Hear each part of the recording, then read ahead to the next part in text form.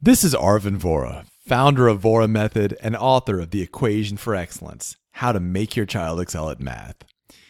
In this video, we're going to talk about the 3 levels of persuasion. And this is going to be so critical in your SAT reading. Remember, to become an SAT reading grandmaster, you need to learn to consider better things than what you're considering right now. Let's talk about the levels of persuasion. The most basic level of persuasion that you see in modern politics is not really persuading somebody to change their minds. Take a look at this abortion is murder sign. If you already think abortion is murder, this might get you inspired. If you don't think abortion is murder, this will probably have no effect on you at all. So why do we see so much of this type of discourse, this type of debate in modern politics? Well, it's not about convincing people to change their minds. It's about convincing people to actually show up to vote. So much of modern politics is about getting out the vote. If you can get 100% of your supporters out and the other side can only get 50% of their supporters to vote, then your side is going to win simply because your side is more passionate. That's why often people who have very aggressive stances will win political races, even if the majority doesn't share their views, because their aggressive stances got people to show up to actually vote. A lot of times if a candidate is very moderate, their positions are very moderate, people will say, why bother to go out there? But if someone's fiery, people show up. Now, but that's not persuading somebody to change their mind. That's persuading somebody to get out the vote, to go out and vote. The kind of debate that you see in a presidential debate in America is mostly getting people to get out the vote. It's not trying to change minds. It's not trying to sway independents or whatever they say.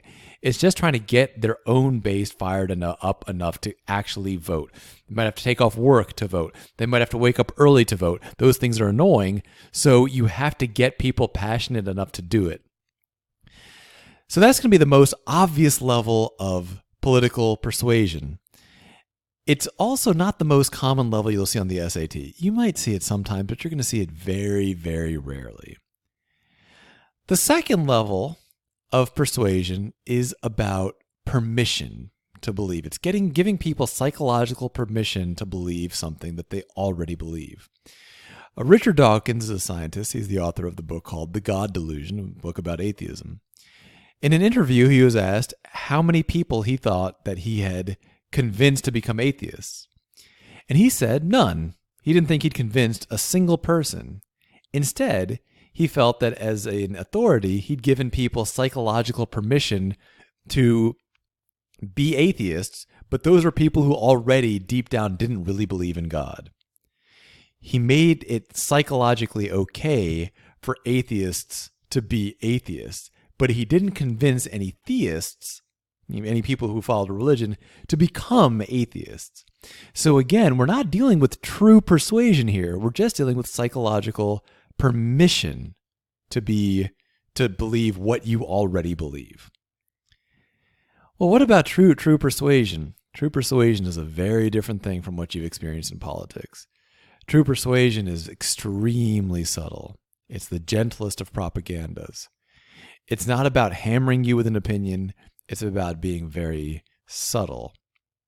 Now, in your schools, you guys have actually been intentionally blinded to this level of persuasion. Do you know why? Because most of your history and even a lot of your science books, especially your biology books, are full of propaganda.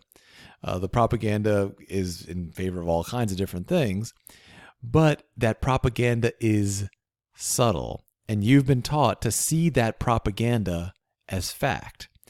Then, when you see a persuasive essay on the SAT, you see that persuasive essay, again, as fact. You've been taught to see propaganda as fact. So you're seeing on the SAT propaganda as fact. Now, the SAT is going to show you actual persuasive writing. And for many of you, that persuasive writing will look like a neutral presentation of facts. It's not.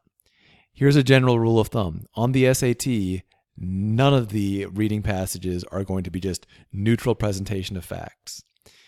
No one's just writing something just to be kind of informative.